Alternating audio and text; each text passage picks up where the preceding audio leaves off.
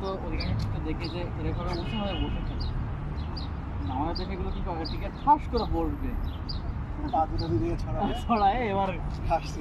লাগে। আমার এরকম ছবি আছে, আমার ছোট ভাইয়ের ছবি আছে, আমি 2 পা 2 দিকে ছড়াইছে বালু নিয়ে খেলতেছি, আমার ছোট ভাই 2 পা 2 দিকে ছড়াইতে ঘাস হচ্ছে। আর সকালবেলা যে ইয়াতে রুমে গেলাম না, অনেক কথা বলছি আমারটা